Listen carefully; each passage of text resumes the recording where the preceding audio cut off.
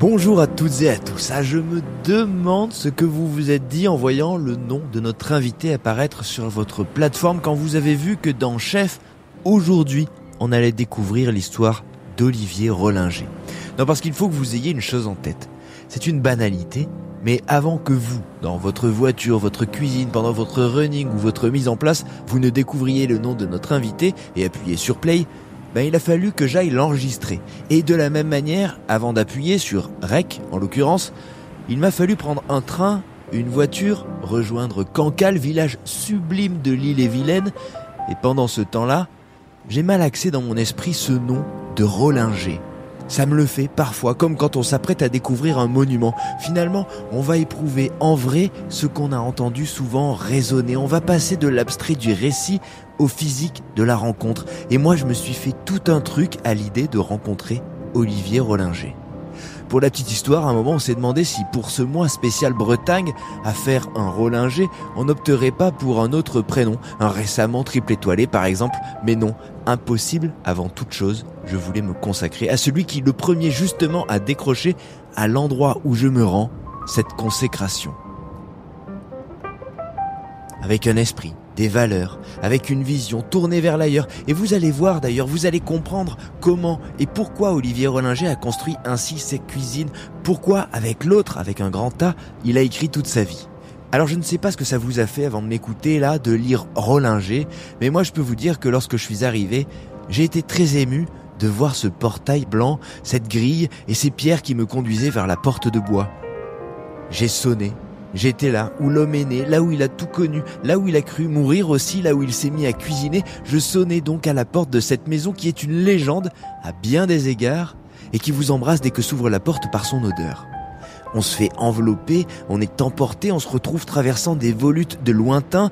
Des épices partout nous disent que cet endroit est traversé, inspiré et qu'ici on s'apprête à s'asseoir pour entamer un voyage. Le capitaine descend comme un marin, ou plutôt comme un pirate savant, ça boite un peu, et pour cause, une hernie discute avec une côte fraîchement cassée, mais parole de Rollinger, il a tenu à maintenir cet échange, et j'aurais beau dire que je peux faire machine arrière, lui ne sait pas ce que ça signifie. Je m'appelle David Ordonneau, vous écoutez Chef, vous le savez, c'est ce podcast qui recueille la parole de celles et ceux qui écrivent notre gastronomie, qui la font rayonner, la bousculent, la questionnent, la chérissent, et lui donnent tout leur cœur et une bonne partie de leur vie. Et il y a parfois des épisodes qui transcendent tout, qui me donnent raison aussi, car je suis sûr qu'en connaissant la vie de celui ou celle qui cuisine, on comprend son geste et ce qu'il a voulu nous dire en mai. Lui, il a laissé la cuisine depuis pas mal d'années, mais il reste un nom, un discours, une vision, un phare qui porte peut-être encore plus depuis qu'à ces mai, justement, il a ajouté des mots. Je vous annonce un grand épisode, pas de doute, et je l'ai su dès qu'on s'est assis face à face dans ce salon. J'en ai des frissons, devant moi le jardin et la mare derrière les carreaux qui recevront tout au long de cet entretien rayon et pluie, car la Bretagne est l'autre personnage de cette histoire. Je pourrais parler pendant des heures de ce moment partagé, vous le sentez, mais j'arrête, promis, car c'est lui qu'on est venu écouter. Je suis très honoré et si heureux de vous offrir ce récit pour ouvrir ce mois consacré à cette chère Bretagne sur Chef. On ne pouvait rêver meilleur timonier qu'Olivier Rollinger.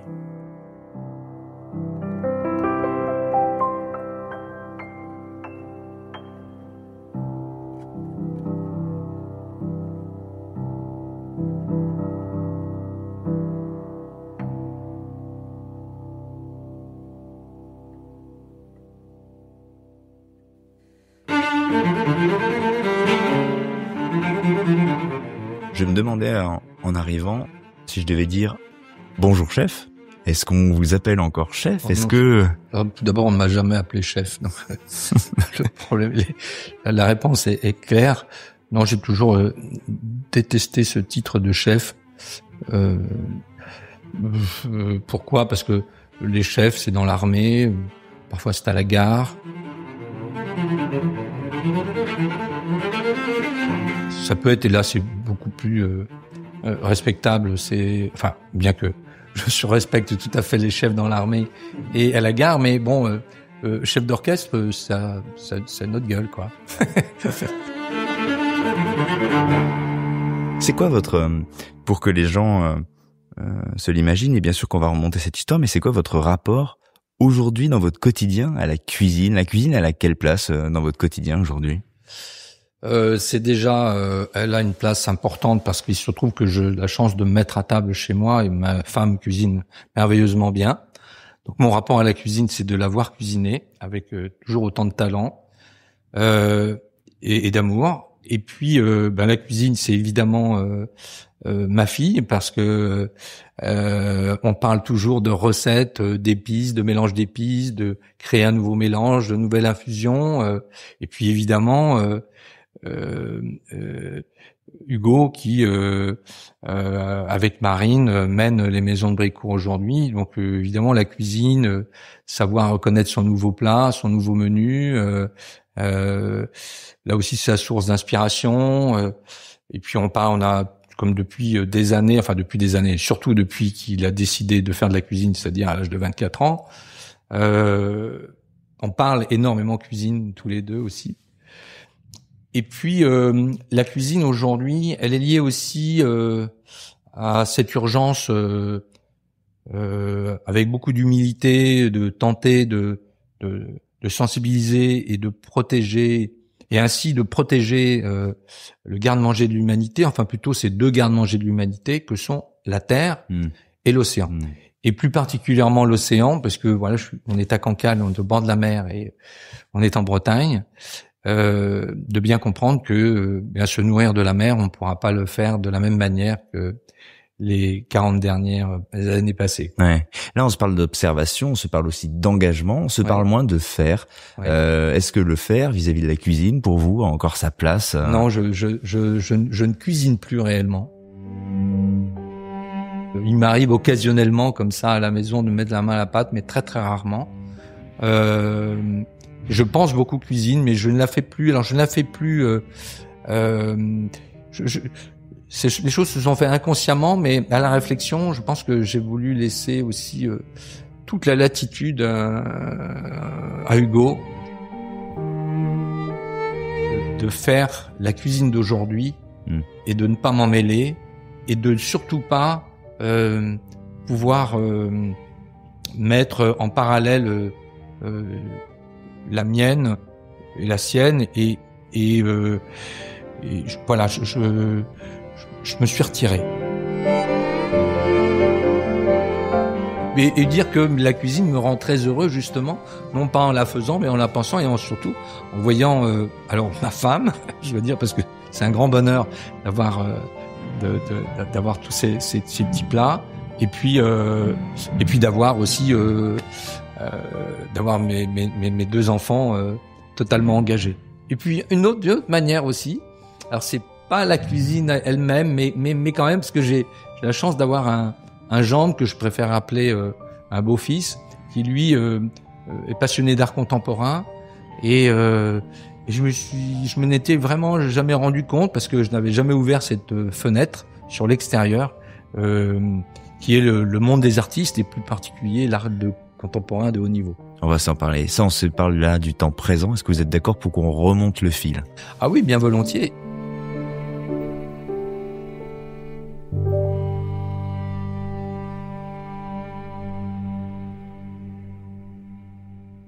C'est quoi les premiers souvenirs que vous avez? L'environnement dans lequel vous avez grandi ressemblait à quoi? On n'en est pas loin, forcément, j'imagine. On y est, parce que je suis né dans la pièce au-dessus. Là, on est dans la maison du voyageur. C'était la maison dans laquelle je suis né et où j'ai vu mes parents, mon père était médecin, c'était ces médecins de province qui arrivaient, qui s'installaient juste après la Seconde Guerre. Et c'était une maison. D'abord, le premier regard, c'était une maison qui était toujours ouverte, c'est-à-dire que quelle que soit l'heure de la journée ou de la nuit, la sonnette, qui est toujours la même d'ailleurs, pouvait sonner et ma mère descendait et on ouvrait à qui que ce soit parce que quelqu'un avait besoin. Donc c'était une maison qui était ouverte et puis je pense que c'était des gens qui c'était une génération qui avait eu peur pendant la guerre. Médecin à l'époque, on gagnait bien sa vie, ce qui est moins le cas aujourd'hui. Et puis donc c'est une petite bourgeoisie de province. Et il recevait beaucoup. Il faisait beaucoup la fête. C'est-à-dire que c'était des réceptions, c'était des petites réceptions d'amis. Mais c'était la fête d'après-guerre. C'était la nouvelle vague. Et bien souvent, lorsqu'il y avait alors ma mère déjà cuisinait très bien, mais lorsqu'il y avait un peu plus de monde, avec des invités d'honneur, alors là, on faisait venir des femmes du port de Cancale qui préparaient un homard particulièrement, un turbot particulièrement, une soupe de poisson particulière, des choses. Et évidemment, à l'époque, moi, enfant, j'avais été élevé par une employée de maison, enfin par 2 employées de maison qui étaient comme 2 mamans d'ailleurs, 2 autres mamans, et je mangeais toujours dans la cuisine. Je mangeais pas avec mes parents à table. Mais par contre, j'avais la chance. Je me souviens, je dînais avec mes parents quasiment le soir uniquement le dimanche soir, quoi, parce qu'il fallait reprendre le travail le lundi matin. Et parce que où ils recevaient, où ils sortaient. Mais j'avais la chance bon d'être avec cette dame qui s'occupait de la maison. Enfin, c'était une jeune dame d'ailleurs, qui fait 2 jeunes dames qui ont fait que j'ai revu et que voilà, qui sont toujours restées très très chères à mon cœur. Et j'avais ces partages de saveurs, de goûter dans la cuisine, d'avoir ces odeurs, d'avoir ces produits, ces choses-là. Donc là où je suis construit, évidemment, c'est tous les produits d'ici. C'est-à-dire que le premier, c'est peut-être la pomme de terre nouvelle, et puis la pomme de terre d'hiver. C'est la pomme elle-même, mais c'est aussi la crevette, le bigorneau, la palourde, l'huître évidemment, tous les poissons, les crustacés, les homards, les langoustines, les crevettes, le bouquet. Et tous ces légumes, on descendait dans la cave religieusement, mon père allait chercher quelques bouteilles. Puis tout ça, tout ce monde, cette jeunesse extrêmement heureuse, tout s'est effondré le jour où mon père est parti, a quitté la maison, a changé de vie, et non seulement a quitté sa femme, mais a quitté ses enfants également. Donc, j'avais une sœur qui était plus grande, qui avait 12 ans de plus que moi, et donc à l'âge de 13 ans, il est parti. Donc tout ce petit paradis s'est effondré. Oui, il y a comme un théâtre qui s'arrête. Ah oui. Un théâtre qui s'arrête et une rupture qui va durer près de 40 ans avec un père. Voilà. Donc c'était très dur, et je me suis retrouvé seul dans cette maison avec ma mère, qui était évidemment très très malheureuse, sans voulant de ne pas avoir gardé un père pour son fils. D'ailleurs, c'est assez étonnant. Et n'étant d'ailleurs que la femme d'un médecin, donc que femme d'eux, c'est la raison pour laquelle ma fille Mathilde, lorsqu'elle m'a dit « je veux faire l'histoire de l'art », à l'époque, il me semblait que l'histoire de l'art ne permettait pas à une jeune femme de gagner sa vie, d'être indépendante économiquement. Je lui ai dit non, trouve-moi autre chose. J'étais un vilain père dès qu'elle a eu son bac, et elle m'a dit bon, que je suis allé m'inscrire en droit. Et donc finalement, elle a fait le double cursus. Elle a fait droit de histoire de l'art et avocat. Donc c'est comme quoi. Mais c'est en fait c'est une réaction pour qu'une jeune femme ne tombe jamais en étant simplement devienne un jour simplement la femme d'eux et ensuite abandonnée et jetée. Et puis mais cette maison elle est devenue comme à Cancale, ça va de soi, c'était ma coquille. Et ma mère s'est battue pour que je ne vive pas un deuxième traumatisme en devant déménager de cette maison. Donc j'ai eu un attachement. Et puis cette maison, c'était quoi? C'était déjà, elle s'appelait déjà la maison dans les voyageurs dans des actes notariés, parce que c'était des maisons qui étaient construites au 18e, début 18e, et qui avaient vu passer de grands voyageurs, des gens qui sont des armateurs. Il y en avait un particulier qui était propriétaire d'une île en Haïti. Donc c'était toute la famille d'Aubrécourt. Et la dernière, les deux dernières personnes qui ont habité cette maison s'appelant d'Aubrécourt, c'était 2 demoiselles qui étaient les grandes amies de la maman de Robert Surcouf. Vous pouvez imaginer que dans l'esprit, dans la tête d'un petit garçon qui sait que dans cette maison a probablement joué Robert Surcouf enfant, puisqu'il y a un texte qui reprend comme quoi la famille, Madame Surcouf et ses enfants venaient à la messe à l'église de Cancale, restait déjeuner chez ses amis, les demoiselles Heurtaud de Brécourt, puis restait l'après-midi en attendant les vêpres.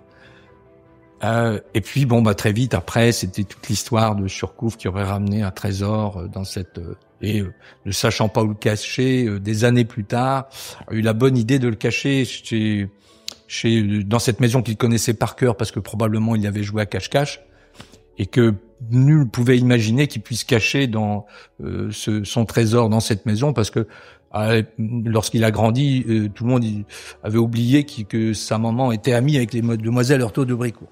Donc il m'arrive encore de rêver que dans cette maison se trouve et alors des amis me disent il faut venir avec des détecteurs faire une recherche. Alors je dois dire qu'enfant parfois quand on faisait une menuiserie, on enlevait un lambris ou quelque chose, toujours je me disais il y a peut-être quelque chose.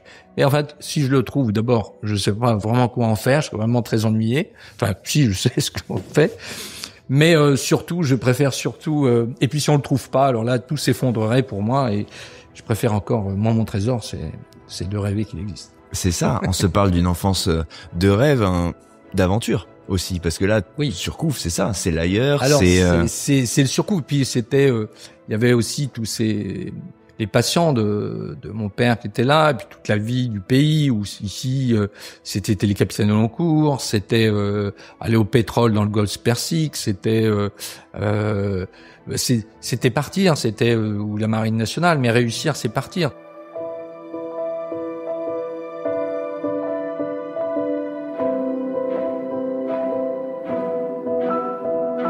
C'était Terre-Neuve, Saint-Pierre-et-Miquelon, donc c'est d'aller à la pêche à la morue. Un de mes copains en troisième est parti parce que il en avait marre, il est parti faire la pêche, alors que c'était le premier de la classe. C'était aussi c'était une manière on allait chercher une forme de noblesse en allant faire le grand métier, ce qu'on appelait. Donc j'ai été bercé par ces chants de marins de tafia, de rhum, d'odeur de vanille, de benjoin, de zédoer. Donc il y avait tout cet aimant, puisque mes parents, je disais, profitaient bien de la vie, ils voyageaient beaucoup, c'était très nouveau. Ça partaient dans toute l'Afrique du Nord avec 2 chevaux, ensuite une 4L, et ils revenaient avec une voiture bourrée d'épices, une chose comme ça, avec des odeurs d'ailleurs. Tout ça fait que, voilà. Il y a le spectre de l'ailleurs très tôt chez vous. Finalement, l'ailleurs est ici. Bien sûr. D'ailleurs, la marque que vous voyez derrière, le petit bassin là, qui se trouve dans la maison du voyageur. Donc, c'était autrefois ici. C'est là où finalement, moi, j'ai aussi évidemment cuisiné. Eh bien, pour moi, c'était le caillou qui est au milieu de cette mare. C'était l'île au trésor, où c'était Rodrigue, c'était toute la vie est chargée de ce souffle d'aventure. Je pense que d'ailleurs ce souffle existe lorsque l'on vit au bord de la mer. Je pense que tous les gens qui vivent au bord de la mer ont cette chose en commun. D'abord, toutes ces personnes ont les yeux portés sur l'horizon, c'est-à-dire vers ces autres soleils. Ces autres rivages, et donc c'est un peu comme un aimant, quoi, cet horizon. Et puis se dire que on dit les océans, il en existe qu'un océan, et l'océan c'est un tapis roulant, c'est-à-dire que vous soyez en Australie, que vous soyez au Chili, vous pouvez faire un petit radeau, vous pouvez mettre un petit bateau, vous pouvez mettre une bouteille à la mer et vous pouvez partir. Donc on ne sait jamais si les gens qui vivent au bord de la mer viennent d'arriver ou sont sur le point de partir. Ouais, il y a ce mouvement, c'est une invitation finalement aussi. Ouais. Quand vous étiez enfant, justement, vous vous projetiez comment? Parce que là, vous parlez justement de cet appel, de cette culture aussi de l'ailleurs, cette invitation dont on se parle là. Alors donc après juste l'adolescence, je dois dire que j'étais pas très sage parce que d'abord j'avais aucune autorité à la maison, ma mère était un petit peu souvent effondrée et moi je me retrouvais, comme elle disait, mon fils est très sage mais il a une mauvaise fréquentation. Et je lui disais non, j'avais pas de mauvaise fréquentation. Je vivais avec des gamins, des jeunes ados qui qui aussi avait des problèmes. C'était des problèmes sociaux, des problèmes sentimentaux, des problèmes. Et donc, oui, pour l'époque, on n'était pas voyous, mais on était un petit peu paumés quand même. Donc, toutes les bêtises, on les faisait, genre obliger nos parents à nous autoriser à quitter, alors qu'on n'avait pas 18 ans, les frontières, à mobilette pour aller dans toute l'Europe de l'Est, par exemple, la Yougoslavie, Monténégro. Ah non, parce que moi, ma question naïve qui me venait, c'était comment on peut être un voyou à Cancale. Enfin, je veux dire, une fois qu'on a fait le tour du village des trois bêtises, il y avait une projection, quoi. De dégradation, autre chose comme ça. On était très indépendants et on faisait des choses que les autres ne faisaient pas. Prendre un bateau en bois, une caravelle, d'aller jusqu'à Chauzet, où on prenait des risques. On était un peu alors je faisais beaucoup de bêtises, mais j'ai raconté en général un an après à ma mère. Ah, au fait. Et puis par contre, la seule chose que je faisais bien, c'est que je travaillais bien à l'école, parce que je voulais pas. Elle en avait suffisamment comme ça, je voulais pas la rendre malheureuse. Alors je travaillais bien à l'école, donc ce qui m'a permis, justement. Alors j'ai commencé par être pensionnaire, et puis après je me suis retrouvé seul seul dans cette maison, et cette maman est devenue plus vite une confidente. Et puis donc voilà, on était très liés. Et puis je vais faire ces voyages à moto.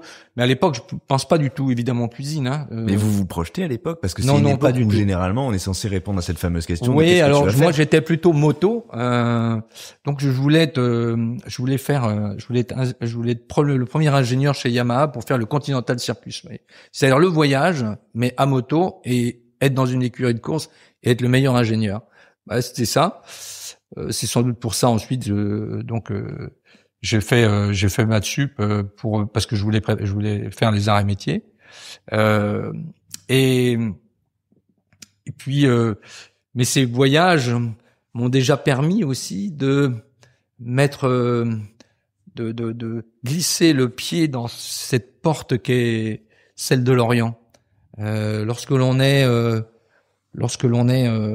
Hongrie, lorsque l'on est dans le Monténégro, en Serbie, il y a déjà ces odeurs d'eau de rose, de cumin, de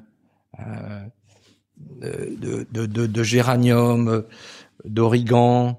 Et ça s'imprime sans que vous le disiez à l'époque, finalement. Il y a quelque chose qui se dépose là. Mais vous savez, ensuite, je crois que les uns les autres, chaque personne finalement imprime beaucoup de choses et ensuite va peut-être le garder pour elle-même ou va lui permettre de trouver un moyen d'expression, et vous pouvez pas imaginer que vous pouvez passer un moment très heureux et puis tout d'un coup il y a un parfum mais qui va totalement plomber l'ambiance, parce qui va vous ramener sur une scène où vous avez été au contraire très malheureux. Et inversement, vous pouvez être au fond du trou, être en pleine déprime, en burn-out total, et tout d'un coup, vous passez dans une rue, vous passez sur un marché, vous rentrez dans une pièce, et vous dites, oh, wow, tellement je suis apaisé, parce que, vous voyez, je crois que, et c'est, en réalité, c'est ça l'important, on dit, lorsque l'on accompagne un enfant, lorsque on devient parent, c'est justement aussi de permettre, vous allez me dire, moi, j'en avais pas, mais je crois qu'il faut justement faire vivre le maximum d'expériences, quelle qu'elle soit, à ses enfants, et surtout pas se cantonner. Oui, par exemple, moi, j'ai des regrets, j'ai pas suffisamment emmené mes enfants, ni écouter des symphonies, ni parcourir et découvrir les musées. J'ai un regret en tant que parent, vous voyez. Mais vous, par exemple, vous voulez te procurer vous-même ces souvenirs. Là, en l'occurrence, ces premiers voyages, finalement, c'est vous qui vous les êtes construits et c'est vous. Oui, parce qu'on se lançait des défis, on voulait partir, on était le premier à Budapest. Ouais, on était. Et puis bon, on était très. On croyait à une forme de communiste. Hein. Le communisme, c'était. On était un peu. Alors moi, en plus, j'étais un indépendantiste breton, donc. Ça fait beaucoup. Ouais, ça fait beaucoup. Enfin, on avait été totalement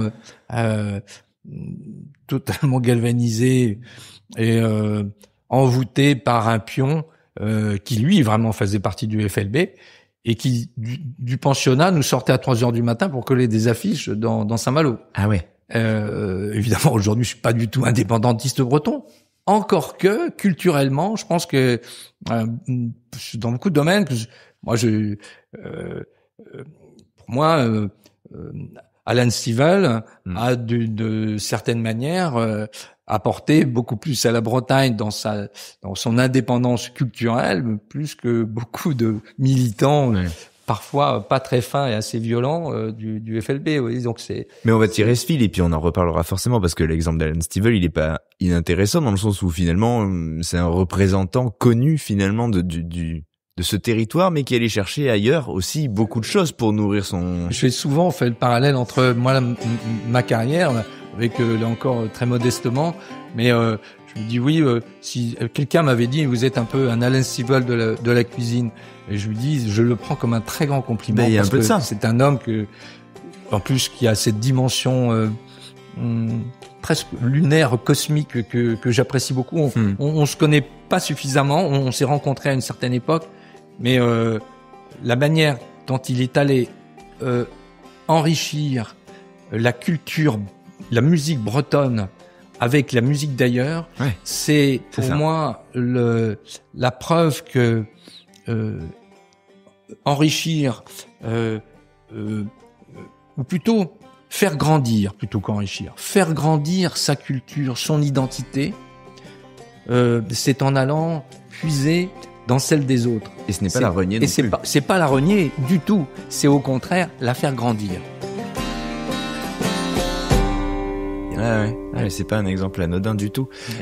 Vous avez ces premiers voyages, donc vous avez cette envie d'aller découvrir qui s'explique aussi par l'énergie de l'âge, certainement, l'adolescence. Oui. Néanmoins, il va quand même falloir à un moment commencer à écrire de manière un peu plus conventionnelle ce qu'on va faire et donc entamer certainement des études. Oui. Vous les entamez dans quelle perspective? Vous nous parlez de cette envie d'ingénierie, finalement. Oui, exactement. Il y avait ça et puis finalement, et j'étais parti donc pour faire les arts et métiers. J'avais été reçu à l'école des mines de Douai d'Alès. Et puis finalement, c'est pas super exotique ça, pour le coup. Il y a un petit paradoxe. Non, c'est sûr. Mais voilà, j'étais parti j'avais cette formation de petit scientifique, quoi. Et puis qu'est-ce qui va se passer Alors il y a une chose que j'ai oublié de vous parler. Une chose qui m'a depuis l'enfance, c'est la voile quand même. Je pense que j'ai su godiller, faire de l'optimisme afin de savoir faire de la bicyclette. Donc c'était pas l'optimisme, d'ailleurs on apprenait sur des caravelles en bois, mais je veux dire la voile m'a jamais quitté. Donc tout de suite c'était les régates. Les régates en Angleterre, c'est les championnats de France de 420, les championnats du monde, ces choses-là. Donc peut-être la compétition, à ce moment-là la compétition. Se retrouver et puis c'était encore toute la bande de copains quoi et de copines et je suis pas reçu aux arts et métiers la première année, donc je dis je refais une année de prépa parce que je veux absolument aller aux arts et métiers. Et pourquoi être Gazard? Parce que j'avais l'idée, j'espère que c'est toujours le même esprit. À l'époque je voulais surtout pas des écoles comme l'INSA ou même Centrale ou Polytechnique. Je savais que chez les Gazards, il y avait un esprit de famille, il y avait une corporation qui n'existait pas ailleurs. Et j'avais besoin de retrouver j'avais besoin d'une famille, d'un encadrement. Et sans le savoir. Et la veille de la fête des mères, après avoir fait une régate, justement, en étant rentré plus tôt que les autres, alors que les autres continuaient la nuit. Moi, je suis rentré trop tôt et je suis tombé sur cinq ados à coups de baramine qui ont voulu me tuer.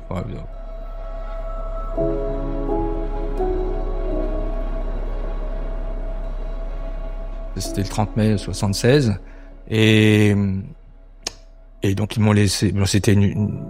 C'était considéré comme une tentative d'homicide. Et puis là, je suis resté. D'abord, j'ai fait un coma, et puis après, c'est toute l'histoire de de passer des semaines, des mois et des années devant des plafonds d'hôpitaux, sachant pas si j'allais remarcher un jour, avec des greffes osseuses, des machins. Donc c'était un moment très douloureux, mais qui m'a permis, où je me suis promis.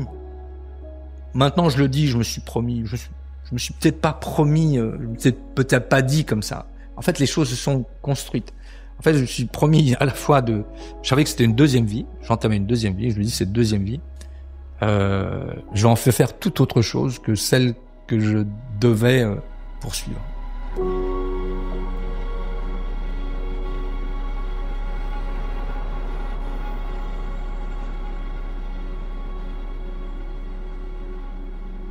Là, vous prenez conscience que ça aurait pu s'arrêter, parce que quand on envisage une deuxième vie, ça veut dire qu'on a fait face à l'idée très jeune, du coup. Bien sûr. La lumière, je l'ai vue, et je me suis dit, là, quand on revient, enfin, dans les semaines et les mois qui suivent, je me suis dit, finalement, ce que je voulais, et c'est pour ça qu'aujourd'hui, je parle beaucoup aux jeunes sur il n'y a pas de vie privée et de vie professionnelle. La profession que je voulais engager n'était pas en phase avec mes aspirations profondes, avec mes envies. Je le faisais parce que c'était sûrement très bien d'être ingénieur, c'était très bien, fallait faire une carrière, fallait pas faire. J'avais dit à ma mère à l'époque que je voulais faire de la cuisine, ce qui n'était pas le cas, mais je lui aurais dit de la même manière que je voulais faire de la peinture, je voulais faire de la musique, je voulais faire du théâtre, ou je voulais devenir poète. Elle m'aurait pris pour un dingue. Enfin, c'est pas qu'elle m'aurait pris pour un dingue, je pense pas. Mais elle aurait été, je savais que je lui ajoutais une angoisse supplémentaire sur mon avenir. Voilà. Et ça, j'en avais pas envie. Donc, je voulais régler cette situation parce que je devais tant. Je dis, bon, allez, je fais une belle carrière, je deviens un ingénieur. Tu vas être contente. Et puis après, je verrai ce que je fais. Mais d'abord, je vais faire ça. Et puis finalement, arrive ce très gros coup dur. Et là, je dis non. Alors, ça va durer. Je vais rester 2 ans et demi comme ça à traîner dans les cliniques et les hôpitaux. Et enfin, je remarche. Et puis, on est pendant toute cette période de convalescence dans la cuisine, là, qui était la cuisine. Bah, ma mère avait retrouvé goût à la vie parce qu'il y avait tous les copains copines qui venaient le jeudi soir, le vendredi soir, le samedi soir et le dimanche soir pour me remonter le moral. Moi, j'étais en fauteuil roulant. Donc la maison revit un peu. La maison revit à nouveau. Et je retrouve ces odeurs de cuisine, d'enfance, ces rires, cette joie de la maison lorsqu'elle était si heureuse et si vivante. Tout le monde renoue un peu avec la vie à ce moment-là. Exactement. Elle a pris conscience aussi que elle aurait pu perdre son fils et pour de bon. Bien sûr, donc, mais bien sûr, c'était aussi donc pour ça qu'elle était tellement heureuse de préparer toutes ces choses-là, de recevoir tout le monde et on a recommencé à commander du vin chez les vignerons, les machins, les trucs. Donc c'était très très joyeux. Moi, mes copains de la petite enfance qui étaient devenus ostréiculteurs, pêcheurs, maraîchers, cultivateurs, me ramenaient leurs produits. Et puis, ceux, évidemment, qui étaient en études supérieures, copains, les copines, revenaient plutôt avec une bouteille.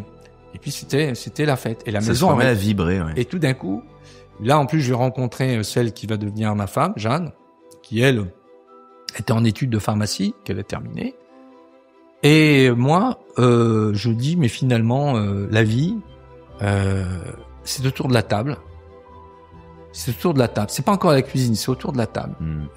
Et et je dis, l'expression du bonheur de vivre passe par ce qui se passe sur le fourneau. C'est ce qu'on m'amène sur la table. Et je dis, et si j'allais chercher ça? Et là,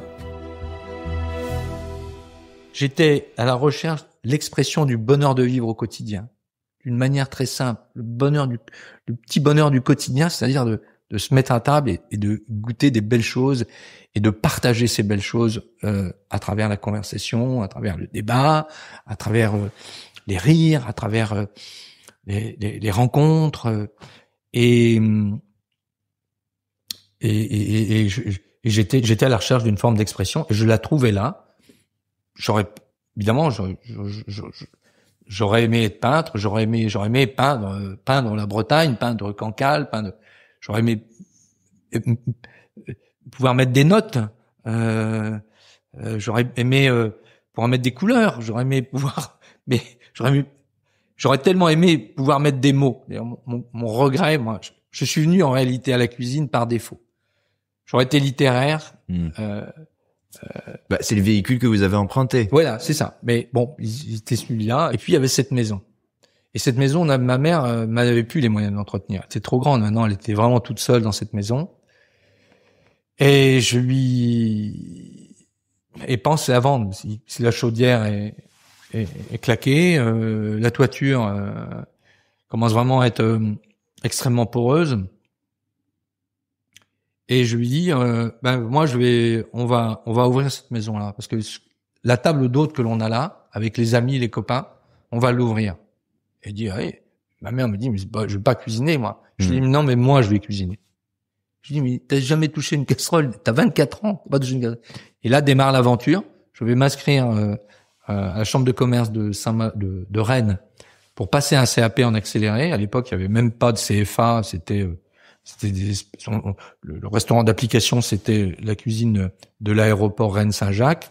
Et nous, les jeunes adultes en réinsertion, on était dans des espèces de mobil-homes. Et ça a démarré comme ça. Ils m'ont tout de suite appelé l'intello parce que. Et alors là, moi, je me suis. Mais alors là, alors ma femme a commencé très vite ensuite à faire des remplacements en pharmacie. Je la suivais. En plus, c'est elle qui mettait du beurre dans les épinards. Et là, je me suis nourri de tout ce qui était écrit en cuisine. Mais tout, c'est-à-dire de Édouard Nignon à Escoffier à Vatel. J'ai tout pris, mais jusqu'aux fiches L. Je lisais tout. Et donc il me fallait une banque de données, il fallait que je me nourrisse de cuisine. Et parce qu'il y a une forme de révélation de fait là. Vous êtes en train de nous dire que vous avez ouvert une porte et que vous vous êtes dit oula, là j'ai découvert un terrain de jeu. Oui. J'ai découvert alors il y avait un truc qui m'avait il y a eu un petit déclic dans la cuisine. C'était un livre que j'avais lu, je devais avoir 17-18 ans, qui était chez ma sœur, et je sais pas pourquoi elle avait commandé ce livre, qui est le livre de Fanny Deschamps, qui raconte toute la vie chez Chapelle. Croque en bouche. Voilà. Le titre, c'est Croque en bouche. Et j'invite, d'ailleurs, quand Hugo m'a dit, je commence la cuisine, je lui ai demandé de lire Croque en bouche. On parle pas de plat, on parle pas de prouesses, de recettes, bien sûr. On parle simplement, c'est la tante d'Alain Chapelle qui raconte le bac, l'office, tout ce qui se passe avec le cueilleur de champignons, le gars qui va, le vigneron qui amène le coup de bâcon, et c'est toute la vie à l'arrière. Ce qui et nourrit toute la communauté. Ouais. Et tout l'écosystème qui se trouve derrière un restaurant. Et ça m'avait, parce que ça aussi, c'était une famille, c'était une communauté. Ça m'avait particulièrement touché. Et puis là, je dis, maintenant, alors j'ai le CAP en poche. Je suis pas le plus rapide pour ciseler les ognons, et les gars qui sont beaucoup plus habiles que moi. Vous débarquez tard aussi dans l'histoire. Oui. Alors même si c'était là, et puis là, je vais aller travailler chez un garçon dans lequel j'ai fait mon premier stage, alors que justement j'étais dans cette réinsertion, qui malheureusement n'est plus de ce monde et qui a été vraiment un homme qui j'ai pas eu de maître moi, mais il m'a énormément touché. Il s'appelait Marc Tison, il avait le restaurant du Palais à Rennes. Et il avait le sens de la spontanéité en cuisine. Il détestait la mise en place. C'est lui qui m'avait expliqué. L'ennemi de la qualité, c'est la mise en place. D'ailleurs, dans le genre, on faisait une salade de tourteau comme ça au petit menu dans son restaurant Place du Palais, le petit repas, le petit menu d'affaires. Donc il fallait qu'il soit rapide. Et les tourteaux arrivaient le matin et on n'avait pas le droit de commencer à les décortiquer avant 10h30. Évidemment. Ah ouais. Donc évidemment, on est sur un petit rush après. Ouais, on n'avait pas beaucoup parce qu'il me dit non, parce que la chair va se dessécher. D'abord, évidemment, je ne peux pas passer au frigo et la chair va mais donc on était dans des jus noirs, quoi. C'était la promesse du rush. Mais c'était. Vous verrez. On va laisser les gens arriver. Mais par contre, il avait un sens de l'assaisonnement. Il m'a fait goûter. J'ai encore des saveurs en bouche. Son brouet de bricolin, d'huîtres tièdes et de jeunes pommes. Mais c'était. C'est lui peut-être. Alors évidemment, en dehors des plats phares que pouvait avoir ma mère, c'est sa solette au beurre avec juste une pomme de terre nouvelle avec une noix de beurre écrasée dessus. Évidemment, l'huître plate, 00, à période de Noël, qui est quand même la truffe de la mer. Il y avait ces saveurs-là. Mais lui, là, j'ai compris qu'on pouvait arriver à un degré de plaisir gustatif avec cet homme. Et en même temps, il commence à m'apprendre les subtilités pour que, évidemment, si simplement on fait une nage pour une coquille Saint-Jacques, ou peu importe, on commence une nage. Tu mets tes herbes, et tu mets tes 3 grains de poivre et 3 grains de coriandre. À quel moment tu les mets? Si tu les mets au début et si tu les mets à la fin, c'est totalement différent. Et si tu mets simplement un cerfeuil 5 minutes trop tôt, mais tout s'effondre.